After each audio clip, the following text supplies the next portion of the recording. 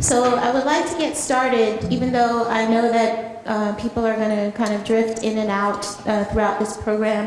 I want to get started because I want our speakers to be able to go as quickly as possible, because a big part of what we want to do in this event tonight is to make sure that many of you have time for questions. So obviously I need to introduce myself. My name is Mary Dillard. I'm a professor of African history here at the college. And before we begin the official program, I just want to start, first of all, thanking you all for coming, but also, you know what, I want to extend my condolences to any of you who lost loved ones in Haiti, any of you who are comforting friends or family or acquaintances who lost loved ones in Haiti. I think I can speak for all of us on the panel when I say that you have our heartfelt condolences. I think that because there's been so much media coverage of this event, for obvious reasons, it's sometimes easy to forget that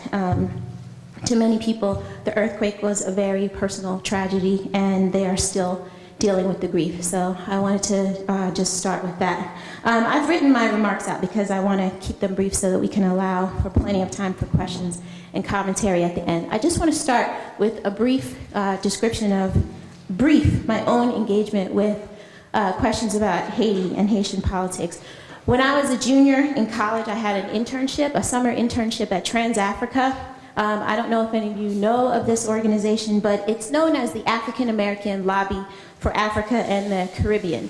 And although Trans-Africa had a broad agenda, we really focused on two countries. We focused on South Africa and Haiti. And while Trans-Africa, under the leadership of Randall Robinson, was pretty successful in developing a constituency for Africa and getting people in the United States to be active in the anti-apartheid struggle, the organization was never as successful in the focus on Haiti. It was never as successful in trying to support the struggle for democracy, for example, in Haiti. And in fact, when I was working there, I really wasn't sure. I didn't understand why we put so much of a focus on Haiti. Now, since the earthquake, obviously, we've witnessed a lot more coverage on Haiti, and really, it's more coverage than we've had in years. And while this quantity of information, especially in the 24-hour news cycle, it's increased exponentially, obviously, the quality, in my opinion, the quality of some of that coverage has been quite dubious. Some of the people who are on this panel, at least two of the people who are on this panel, immediately after Hurricane Katrina, they participated in another teach-in. Sarah Lawrence had a teach-in in order to raise awareness within the campus community about the situation in New Orleans. And this led to a wide range of activities among concerned students, staff, and faculty, and it even led to a group of Sarah Lawrence students traveling to New Orleans to assist with rebuilding. So inspired by this previous example, I reached out to my colleagues via email after we returned from our winter break. And I initially contacted faculty in the social sciences faculty group and in global studies, because these were the two groups that had been so involved in the Katrina response. And the response, I must say, from faculty was enthusiastic and immediate. So I want to emphasize that the people who are speaking here are actually just a representative sample of my faculty colleagues who have expressed interest in doing something educationally to shed more light on the situation in Haiti. So our goal tonight is to inform, to contextualize, to provide support for Haiti, and hopefully, if you are so inclined, to organize.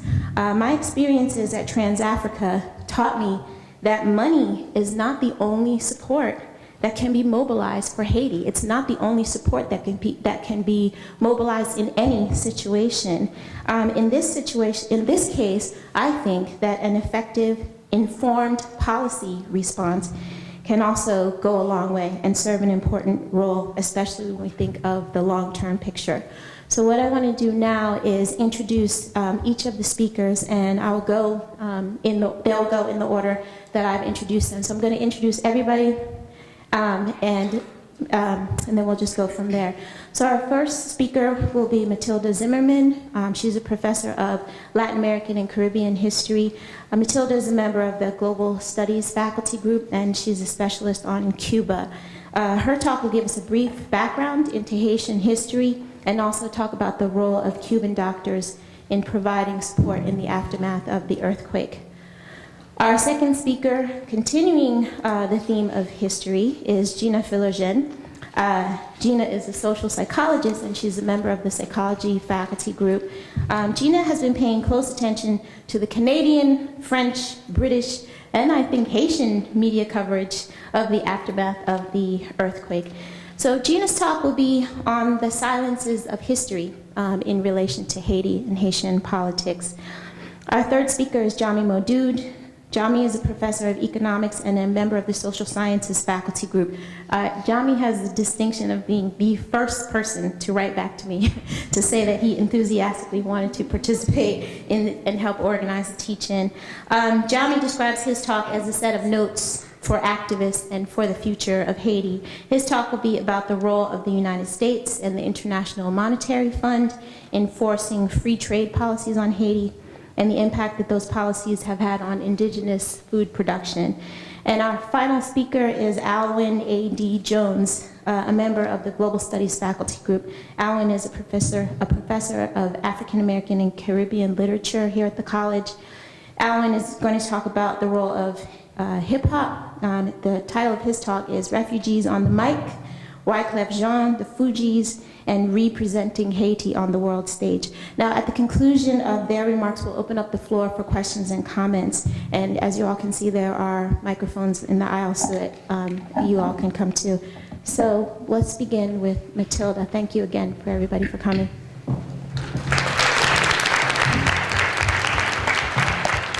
Thank you, Mary. A couple days ago, there were mudslides on the road, on the trail into Machu Picchu in Peru, and this stranded a number of tourists, Americans, and others. The United States quickly sent 6 helicopters and rescued the tourists. This, I think, is a good thing, but it's hard not to compare this with what happened in Haiti, which should have been easier. It's much easier to send, it's actually technically sort of hard to send helicopters to 8,000 feet in the Andes. And Peru, of course, is further away than Haiti. But in Haiti, where it should have been possible to send, the United States has huge helicopters which can transport earth-moving equipment and set up air strips and all kinds of things. This was not done. It took 6 days before there were helicopters that dropped bottles of water to a population that was dying of thirst. And the United States, the most powerful country, the closest country, played almost no role in the life-saving operations outside of places like the National Palace and the big hotels where there were tourists, especially Americans, there. In general, the record on saving lives after this earthquake is horrendous. Only something like 130 people were saved, while tens of thousands who survived the actual quake perished. The United States has moved in 13,000 Marines and other military personnel, taken over the airports and ports of Haiti. But still, little aid has been distributed to the population in general. This is, when you compare this to what ordinary Haitians did in digging people out of the earthquake-damaged buildings with their bare hands, in finding whatever kind of food and water they could to save lives, often being dismissed by the media as looters for performing this basic human solidarity. It's really quite astonishing. And when you compare it with what Cuban doctors did.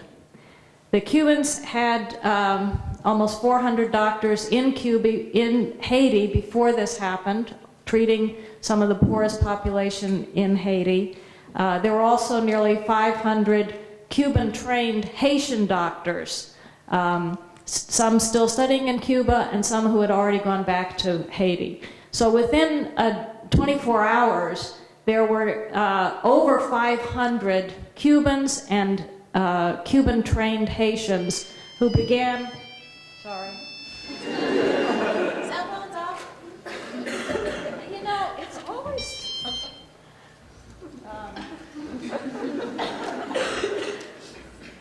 Okay.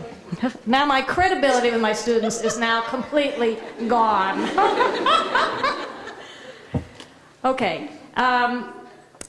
So these Cuban doctors and Haitians working alongside them were able very quickly to set up field hospitals. They reopened 3 of the main hospitals in Port-au-Prince.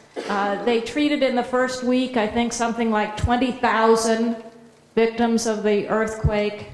And they actually were quite mobile, both in terms of getting additional doctors into Haiti in the first 48 to 72 hours. They got 150 more doctors into the country, and also in terms of responding to the needs. So the Cuban doctors who were in outlying areas first came into Port-au-Prince, because that's where the earthquake was, and then at the end of the first week, when Haitians began fleeing to other areas of Haiti where they could maybe get medical care, or where they could at least survive, and there was somebody they knew who had a farm or had some food or something, the Haitians then dispersed around the country along with the Haitians. So I just point to this not only in terms of the immediate life-saving attention that was given when it was needed, but also the mobility and the peacefulness with which reporters who reported on this, who were precious few, noted the peacefulness, the lack of violence, the calm and orderly dealing with this emergency in these hospitals, because it's in stark contrast to the image that you get from the papers and the television coverage and the excuses that are given for this horrible, horrible, unnecessary loss of life in the 2 weeks after the earthquake. Okay, I want to say a little bit about historical background and present another side of the picture of Haitians as victims, as people who have never done anything for themselves, and who, on the best of circumstances, we just have to take care of. Haiti was the site of the first and only successful slave revolution in the world. The slaves of Haiti, who were the majority of the population, who were producing the wealth that made France wealthy. This was the most prosperous, from the colonial power and the planter class's point of view, colony in the world in the 1700s. The slaves, the majority of this population, rose up in the early 1790s against the planters and won that war, driving out the planter class and establishing the first free black republic in the world. And this was a tremendous pole of attraction. It was a tremendous inspiration to oppressed people, especially slaves, especially in the Americas, but more broadly around the world. And it struck fear into the hearts of every oppressor on the planet, especially the plantocracy, of course, in the United States, in the Caribbean, in Brazil, every place.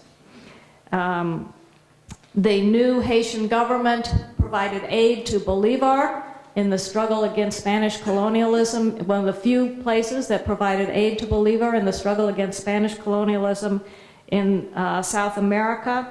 It inspired slaves around the Caribbean and around the Americas, including in the United States. For generations, there were African Americans named Toussaint. I don't know if this is still true, that you have, that Toussaint is a name that's sort of passed on. The new Haitian government twice freed the slaves in Santo Domingo, the colony that shares an island with Haiti, only to have slavery reimposed by the Spanish and by the Creole plantocracy in Santo Domingo. The new free black non-slave republic was invaded by Spain, by Britain, by France, repeatedly with the help of the United States. These were all places that had colonies, that had slaves, and they wanted to smash this example before it could spread.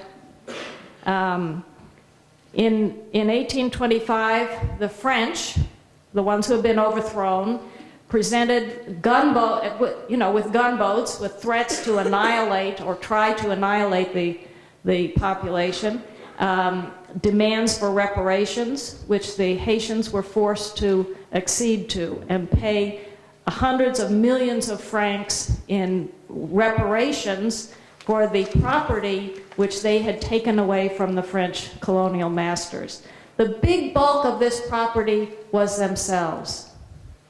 The largest component of the wealth was human wealth. And so you just have to think of that. It's hard to sort of get your mind around the fact that for decades, the population of Haiti was paying the French for their parents and grandparents having the audacity to claim their own bodies and their own souls. The United States got into this picture, replacing generally the European powers towards the end of the 19th century. And there were a series of the U.S. became the main trading partner, and there were a whole series of U.S. military interventions in Haiti for two reasons. One, to collect debts, because Haiti ended up borrowing from the U.S. in order to pay France to some extent, and so they would send gunboats to warships to collect debts, and supposedly to protect the lives of American citizens in Haiti. This is something that goes back 150 years, and if you look, actually, I won't read the whole list of the years, but almost every year from 1850 to 1915, the U.S. sent warships to Haiti either to collect debts or to supposedly protect U.S. citizens and U.S. property in Haiti. Then in 1915, it became not just a question of sending warships temporarily, but there was a full-fledged U.S. military occupation of Haiti, which went on for more than a decade. But the Haitian people continued to struggle. And even in the 20th century, you have repeated examples of this. There was a popular uprising. This is just in the 1980s, so it's not ancient history anymore. In the 1980s, there was a popular uprising, strikes, students, communities organizing over and over, meeting up with repression against a dictatorship of the Duvalier family that had been supported by Washington, was supported by Washington throughout their 30-year rule of this family, from the 1950s until it was overthrown in 1986. And so you have examples of struggle, of ferment, of Haitians overthrowing a dictatorship and carrying out elections to elect a popular president, only to have this president then overthrown in a coup, and again a series of military interventions that have gone on right up until the present time. Even at the time of the earthquake, there were 9,000 UN peacekeeping troops in Haiti. So the pattern of economic exploitation, which I think Jamee's going to talk about, but also military intervention, but also resistance to these forms of intervention and exploitation are the real history of Haiti. And I just want to encourage people in terms of reading, there's a book by Paul Farmer, really almost any book by Paul Farmer, but especially one called Uses of Haiti, which is very useful. And then there's a classic book about the Haitian Revolution called The Black Jacobins, which I really encourage people to put somewhere on your reading list. Thank you.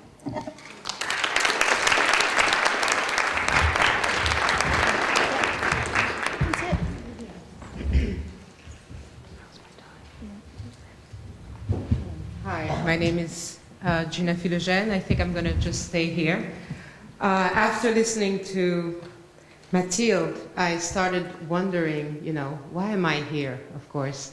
I'm the only Haitian faculty at Sarah Lawrence, and so, of course, I am here. But I'm also here to present a threefold story, a story that will position itself within a little bit of history, a little bit of theory, and of course a lot of emotionality, having myself very strong ties to Haiti. So the Haitian diaspora, which has been called le 10e département, the 10th department, amounts for about 2 million individuals spread throughout the United States, the Dominican Republic, France, and Canada, and mainly Quebec, the province of Quebec. So myself, as a member of the 10th department, who grew up in Quebec City, I just simply want to address a succession of different representations, and I will throw in my little theory of social representations, making a distinction with cultural ones, that have been circulating, I would say, since the independence for about 205 years, about Haiti. So this dominant representation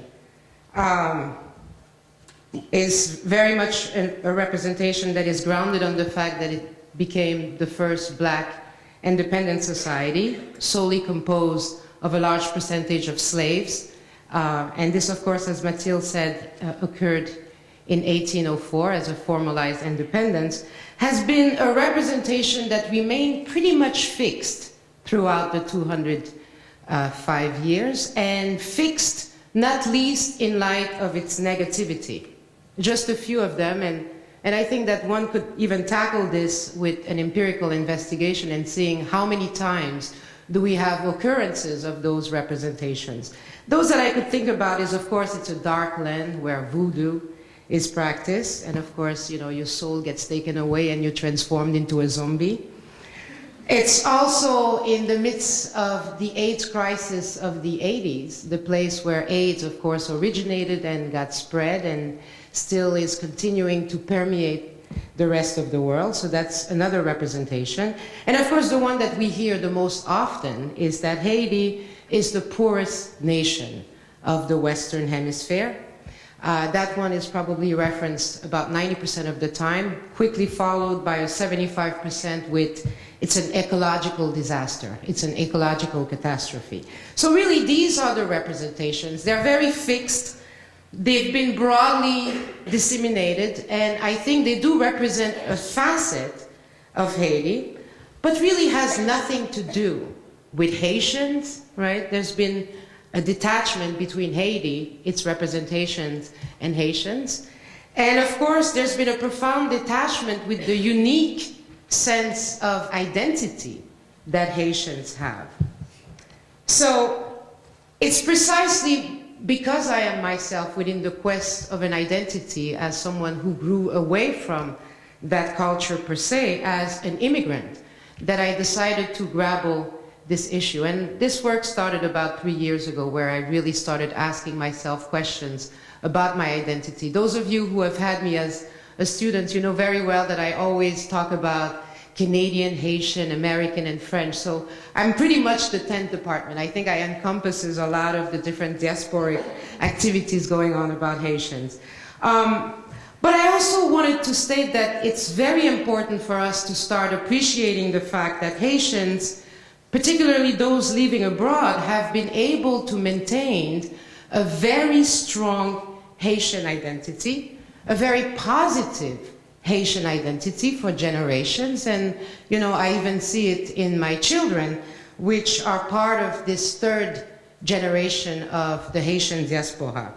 So there is a paradox in a way, right? A paradox between the coexistence of the mainstream negativity that is portrayed about Haitians and the profound attachment that its diaspora, as well as the Haitian in Haiti, have vis-a-vis their identity. So the mainstream view of Haiti as the poorest country in the Western Hemisphere, in my opinion, is very simplistic, and it's also quite reductionist, right? And so there's a lot to know about Haiti, some of which Maxine, I'm sorry, that's the name of my daughter, Matilde, presented to us.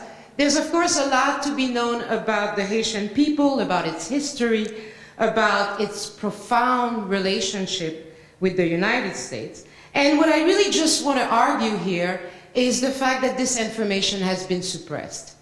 And I want to make quickly a theoretical distinction with the term of suppression, because Mary introduced me as talking about the silencing of the past.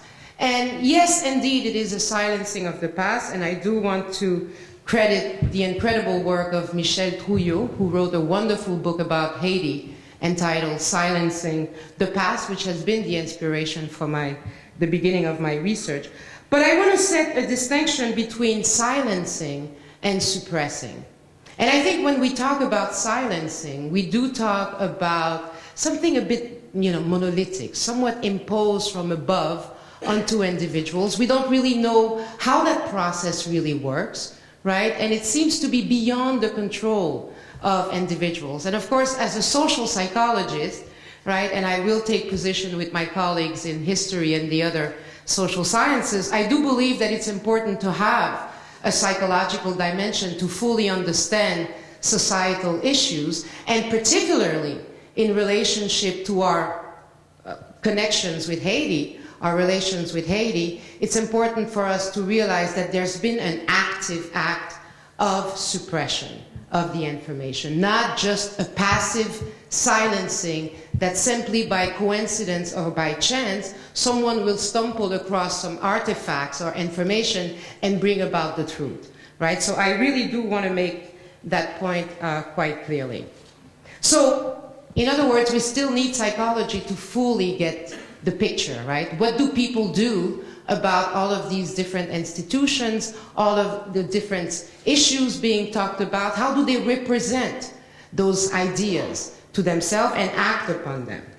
So this point, I think I've been trying to make quite clear in the course of the research that I've started about the suppression of information about Haiti, the suppression of Haiti, ultimately.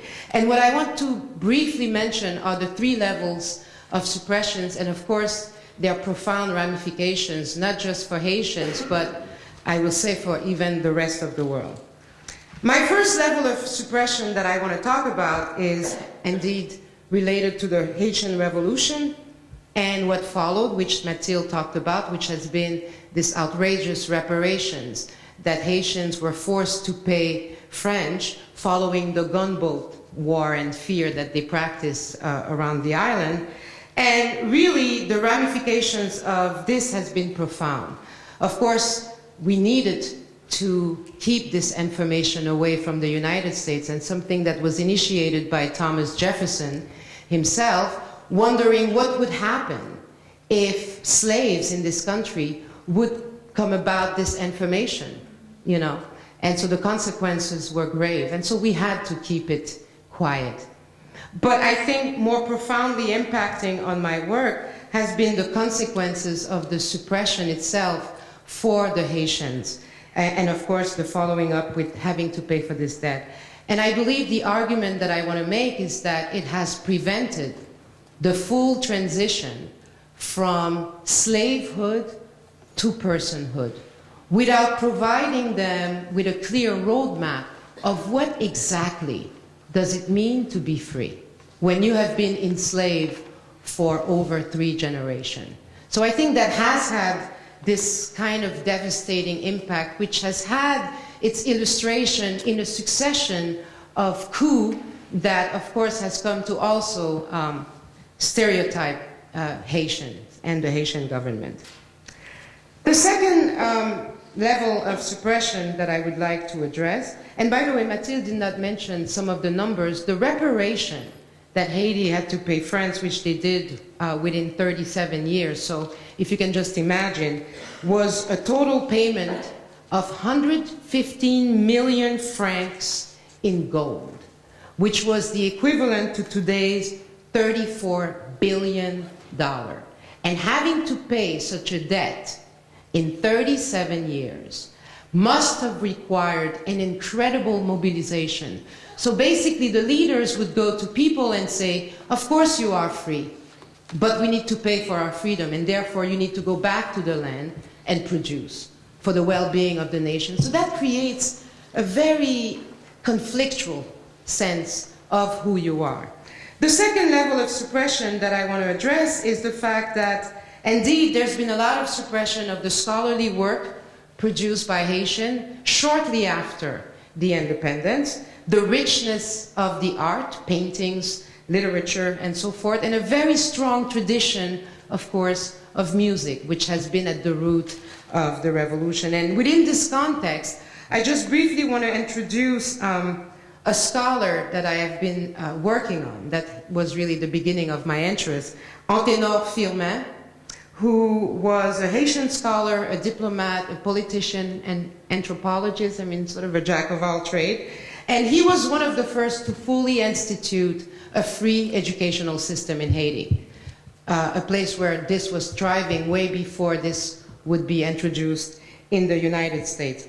Firmin, who beside the fact was one of the strongest connection in Haiti with its first ambassador from the United States, Frederick Douglass, and there's a wonderful little text addressing the relationship between the two, negotiating a land for the United States. Firmin also wrote what I would qualify as probably one of the most anthropological pieces. The work was entitled L'égalité des races humaines, the equality of human races, published in 1885, and addressing directly the racial ideologies that were circulating in European academia, which followed the polemical work of de Gobineau, who was a very famous anthropologist, right? And so I believe that the suppression of Firmin's work did allow the spread of racial ideologies throughout the 19th century and the 20th century. Lastly, and I'm running out of time, the third level of suppression that I've been looking at has concerned the work of Jean Price-Mars, who was a Haitian scholar, again with a very interesting pedigree, that really taught us to appreciate Haitian folklore as well as Haitian religion as the proof of the viability of a former slave society. So in concluding, I just think it's very important for us to keep in mind the paradox on the one hand, the suppression of the information that this incredible paradox that we've seen has had as an effect. And right now what we are witnessing in the media is a sort of outburst of information, a need to know, which when I go back to social psychological theory, there is a theory called, and I'm going to leave you with that, thought suppression, that stipulates that the active effort of not thinking about something is so intense that at one point something will launch this information to be released in what the author has called a rebound effect. And what I want to conclude with as an argument is that I believe that this rebound effect that resulted from 205 years of active suppression has the potential of reconfiguring the representations of Haiti that we will have. I'm not trying to say that the representation will necessarily move onto a more positive pole, but I think it is an interesting time for us to rethink about Haiti. Thank you.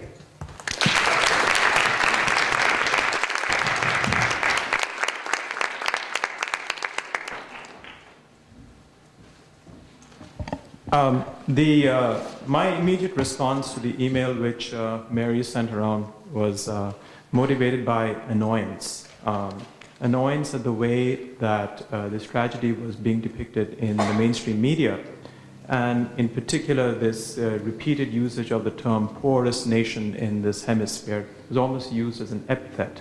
So it struck me also that there was another kind of suppression of information, very important information having to do with the economic history of Haiti, and most particularly the recent economic history. And so we had this juxtaposition of this tragedy with the global do-gooders like Bill Clinton and maybe Bono, I don't know, George Bush too, who were going around busily trying to help the Haitian people who were struggling there for these handouts. And I thought gee, this is really annoying. I have to write about this. So thank you for organizing this. Well, I wanted to talk to you about several different things. I wanted to talk to you about imperialism, and I wanted to talk to you about the future, right? Now, imperialism has always been legitimated by the attempts of powerful countries to create an economic and political order in which subjugated people are told that there is a commonality of interests between rulers and the ruled.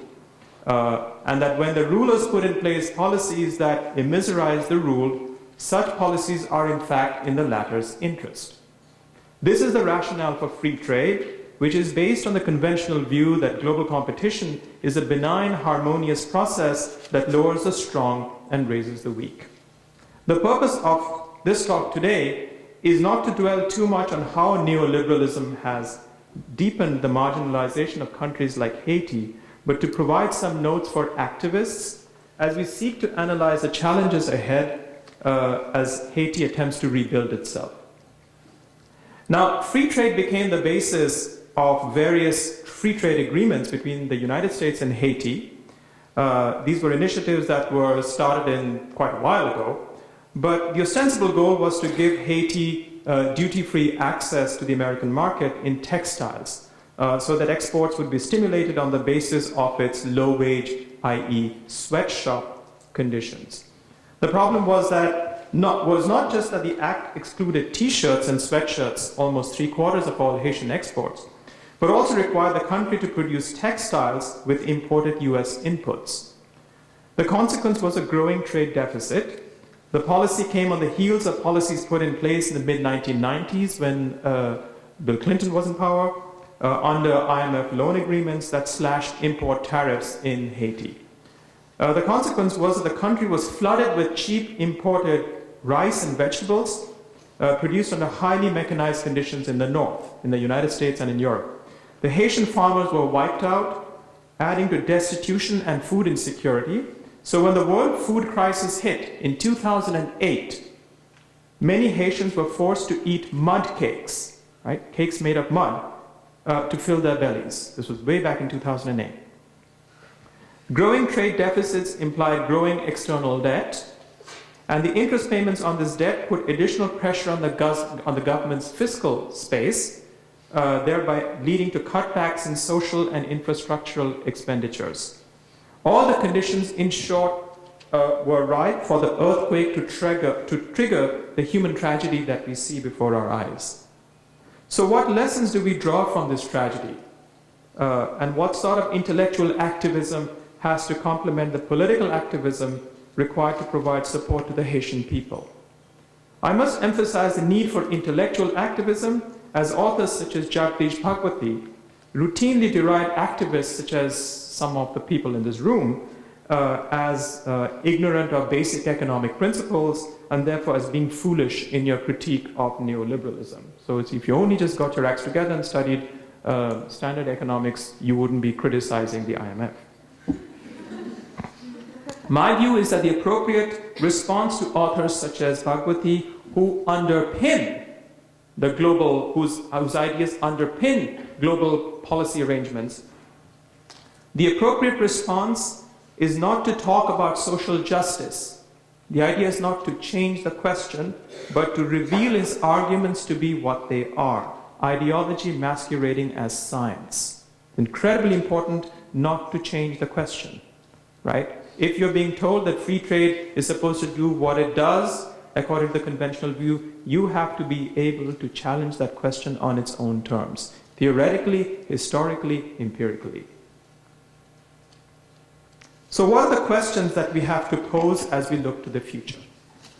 First, there has to be the recognition that global competition is a violent, Darwinistic struggle for survival.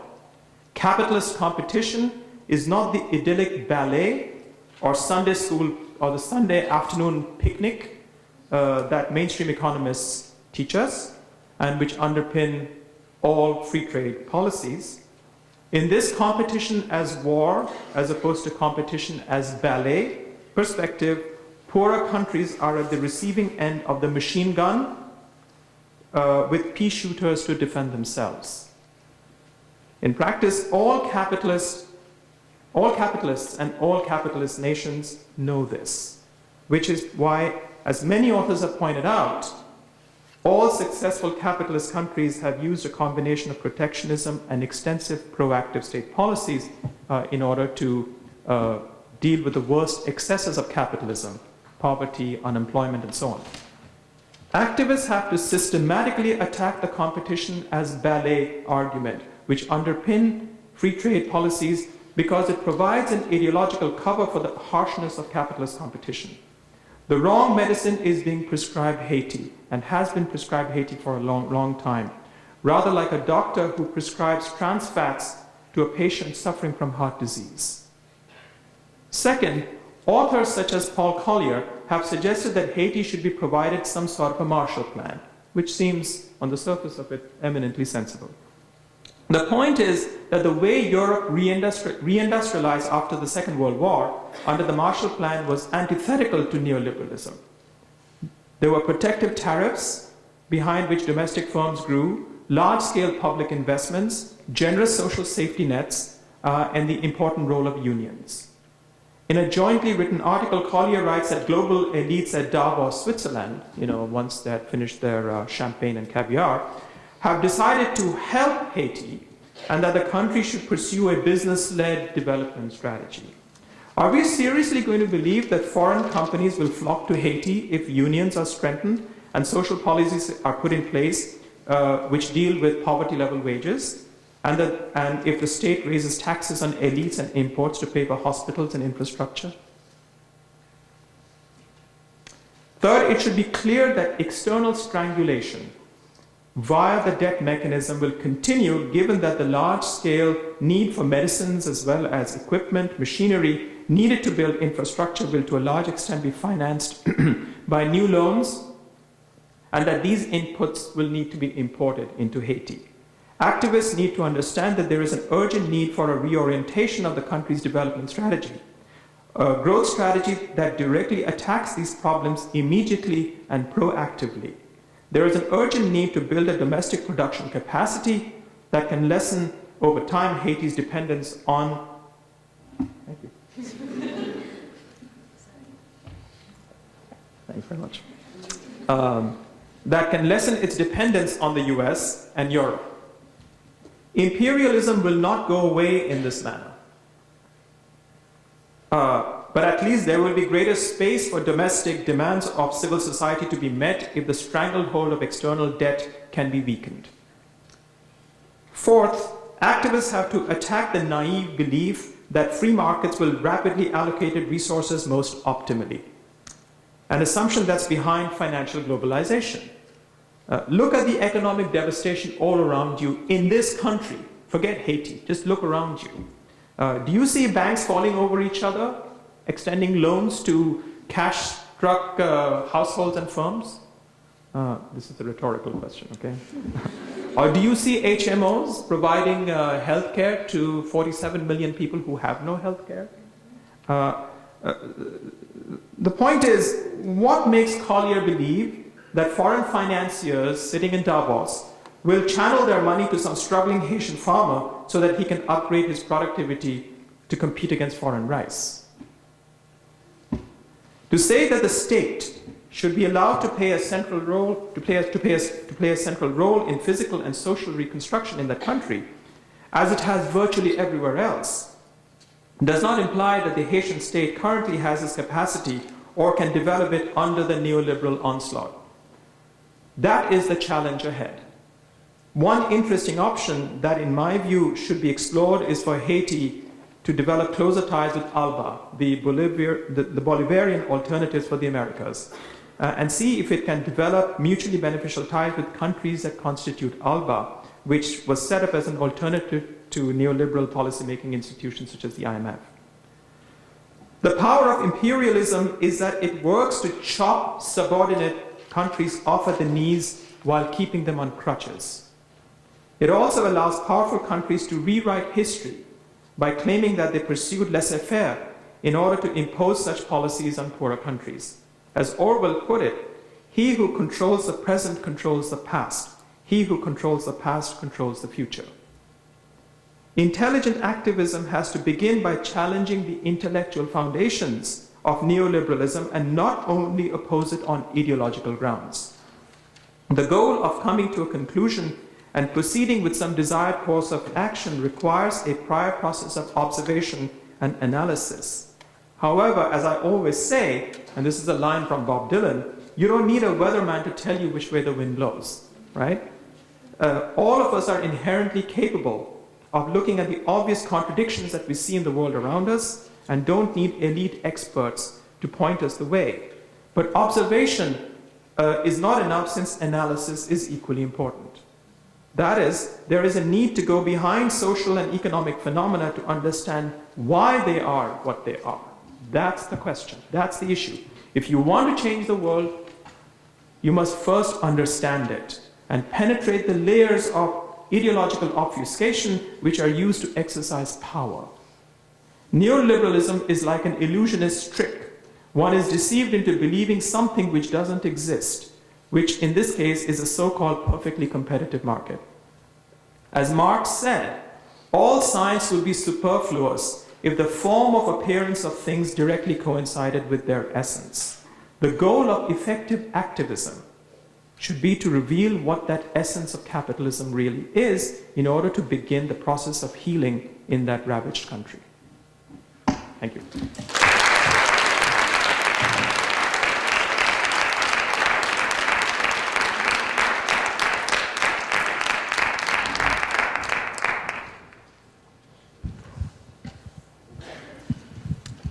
All right, my name is Alwin Jones. I teach Lit here.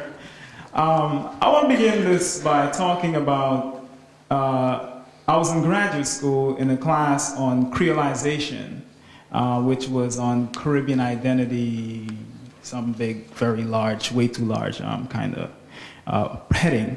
But in it, I found myself in the classroom for the first time in a long time with two Haitian women, a woman from Georgia, myself being Guyanese, a Jamaican woman, a young man, a gentleman from Dominica, and I think there were a guy he was from, I think, Ghana and studied in Russia.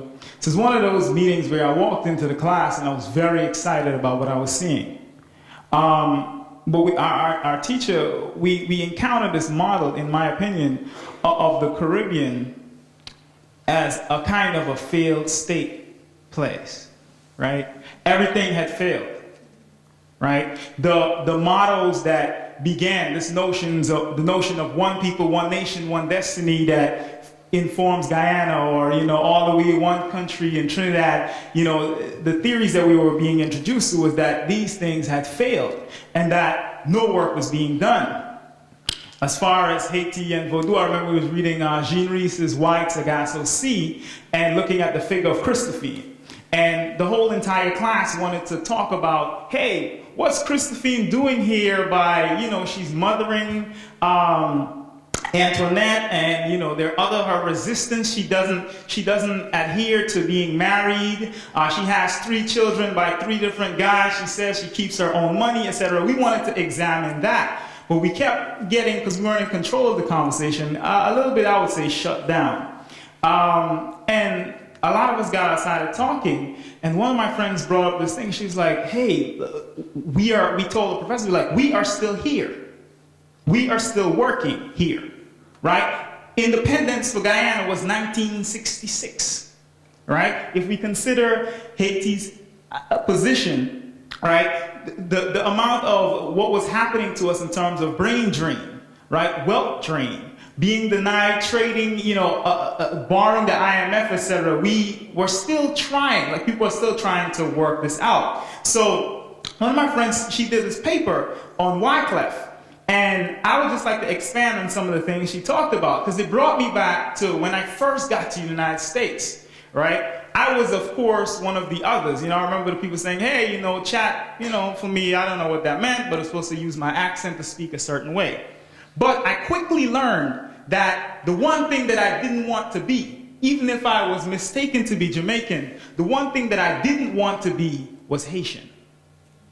right? That to be Haitian, to build on what Gina was talking about, meant that one's body was associated with AIDS crisis. I mean, even in the communities, the way people talked about it was in the fact of you don't want the dark arts. They did these things and, various, the way in which I thought about it as Haiti began to be constructed in my young mind as this ultimate other, right? The other of the others.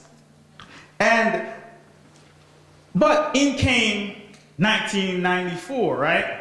And this album, which I want to play, right? I want to play an interlude on it. And I'll try, I didn't get my things hooked up. I'll play an interlude. There are a few swears in here, but we're all grown up, so I think we can manage it, and you'll get the point. But I think it's important. I want to play this. It's called The Fugees, the Translator Crew. This is from Blended on Reality, all right? And I want to play the Kid from Haiti Interlude first, all right? Just want you to listen to this real quick.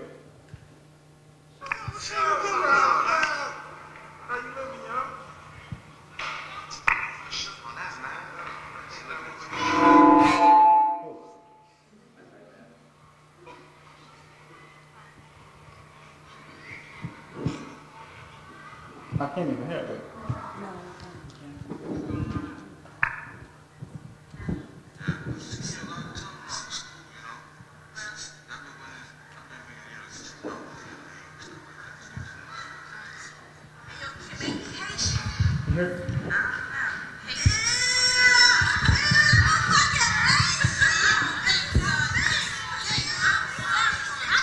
Okay.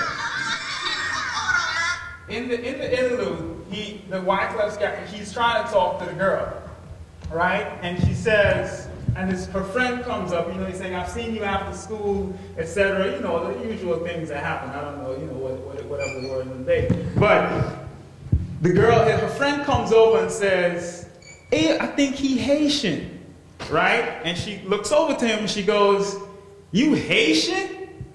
And she says, ew! He Haitian. I think he Haitian. Get out of here. She curses him, talking about him smelling, being stink, etc. Right? And then Wyclef, so in becomes the next song he talks about, he says, quotes John 3:16, and he says, yo, check it. I want all my refugees out there to throw out their MFing hands. You know you're an effing immigrant. Put up your hands, you know what I'm saying. H to the A to the I to the T to the I, live or die, it's nothing but a dark side. Fugees on the mic, yeah. Yo, Fugees on the mic, oh yeah, yeah. And he goes on to talk about, the country, it's a country with no law, it's either rich or poor. I'm out the back door, so I got nothing to fight for. I'm sailing on a boat like a goat. I clear my throat. When I get to Brooklyn, I was broke, so I sell coke. I look in the microscope for my country, there is no hope. My eyes bleed, I see R.C., the Haitian Pope. Figure of Gandhi, courage of Malcolm X. Swing like the kings, so should I put on my Dave's atomic vest. Though I'm humble, I struggle in the jungle. And it goes on, he talks about the fact that beep, beep, his beeper goes off. I gotta make a sale so I can eat. And then later on, Lauryn Hill comes in saying, well, I'm a Fuji on the mic, yo, check it. It's coming from my temple with a message to deliver, but the fact is very simple. I'm the Yankee girl rolling with the kids from Haiti, cooling at the Mardi Gras who get the last laugh, ha ha ha. My Haitian friend, they said, they stink, says my Yankee friends, etc. Now, I think the Fugees, and then you go on, and after that, 1996 comes out, The Score, right? And in that, you all remember what happened when they won the Grammy? Anyone? All right. If you remember, look it up. I'm asking you all that. Some people are like, oh, sorry. But he comes out with his Haiti flag wrapped around him, right, on this world stage, right? And so one of the things I looked at immediately, we all knew there's a song, especially then he came out later on with Enter the Carnival, and there's a song called Diaspora. Diaspora, and I don't know Creole. But most of my friends and I, we all know all the lyrics to those particular songs, right? And I'm bringing this up because for a long time, I don't know if you know about the West Indian Day Carnival in Brooklyn, right? IT was not represented. The music was not played at all. But Wyclef entering that space as a self-proclaimed ambassador helped to create, right, that type of environment. So there was this work that was going on, a kind of cultural work that the Fujis were doing, right, by just introducing Haitian culture on the mic, rapping, etc. We can think of the fact that somehow, it's become a hip-hop nation, so you could imagine the mic, the power of the mic. Some of the questions, Wyclef continues to ask. For example, in the Enter the Carnival 2, he asks this very question, which we all should be asking. If the Cubans get to stay, why you send my Haitians away? Right? Various questions. So one of the things I thought was very interesting here is that not only was Haiti not a part of the West Indian Day Parade till the late, the early 2000s, etc., right? But the interesting thing for me growing up in Guyana, Haiti was not a part of the CARICOM that I was introduced to, the Caribbean community. It was primarily aligned along, right? That's the old British, the West Indian Federation that becomes aligned alongside only the British speaking. For a while it was Trinidad, and then Trinidad proposed that they let the 3 Guyanas enter, etc. You can probably fill in more in about the trade agreement and that history there. But the mere fact is that the Caribbean community did not include Haiti. They got provisional membership in 1998, and I think they were allowed to enter fully in 2002, right, to the Caribbean community, right? So that's a very, we think about that span, and this is an organization that started in 1973 was when they signed the treaty.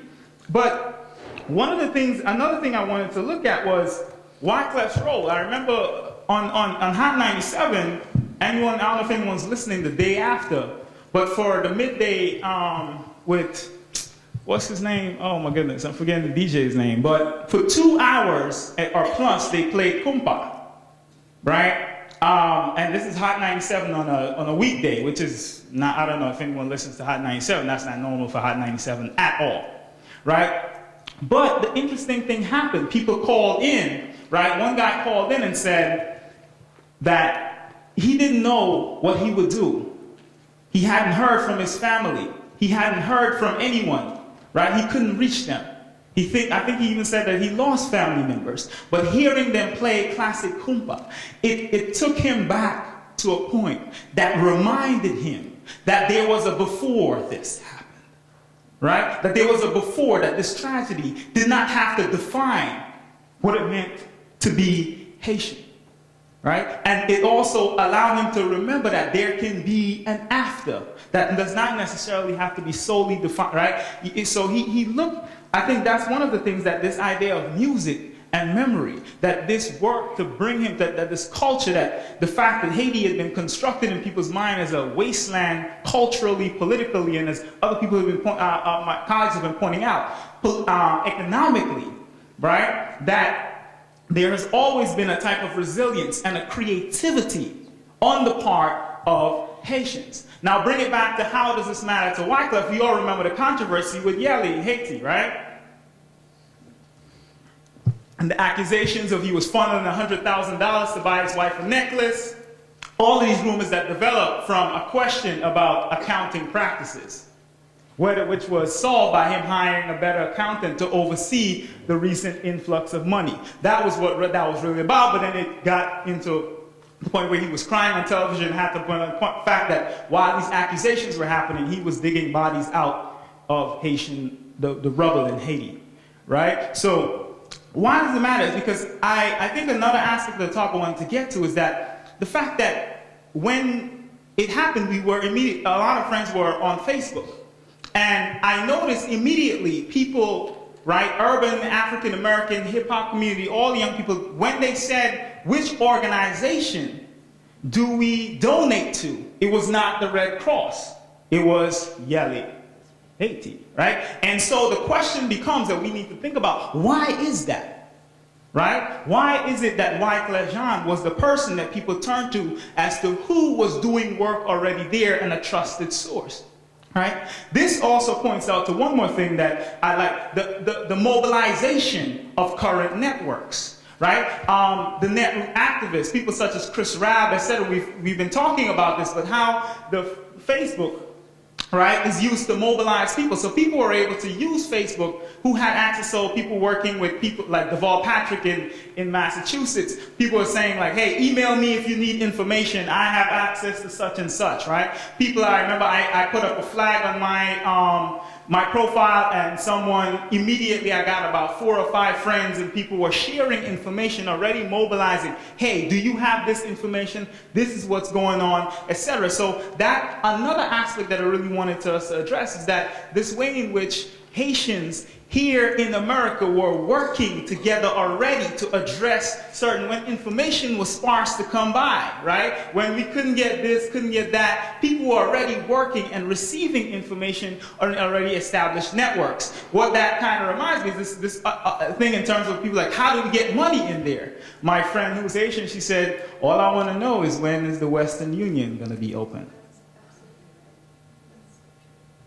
Right?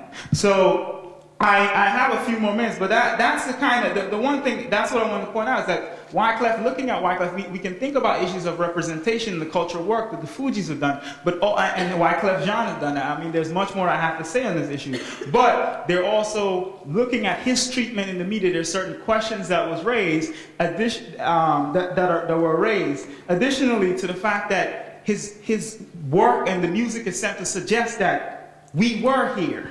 We still are here, and we're still going to be here, creating, resisting, right? And in charge of our own destinies seems to be one of the messages.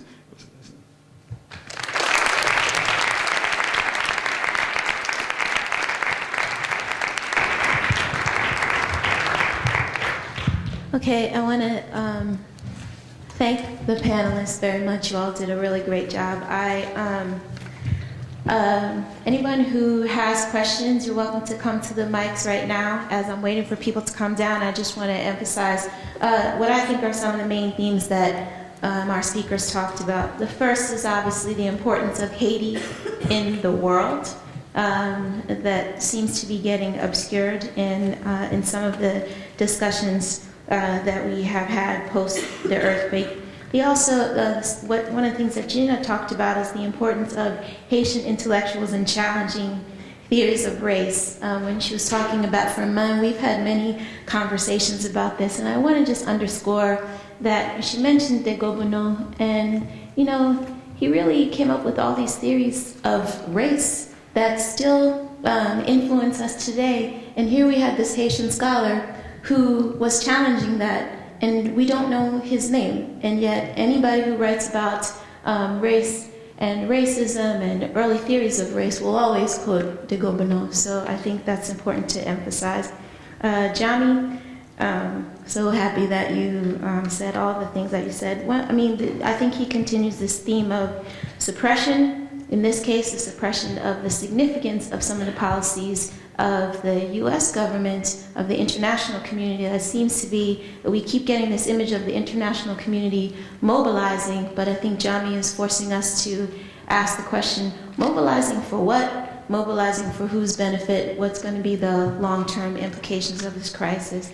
And the final point, obviously, one of the reasons I was so happy that Alwin mentioned the topic that he did is because I remember the Fugees. I remember when Wyclef Jean came on the scene, and I think it's something that's been very important to pay attention to that we haven't also always gotten a perspective about, which is essentially the role of music, and in many ways the role of popular culture being put to some very positive uses here in terms of transforming representations and transforming certain images. So with that summary, I want to invite any of you who have questions or comments to please step up and come to the microphone.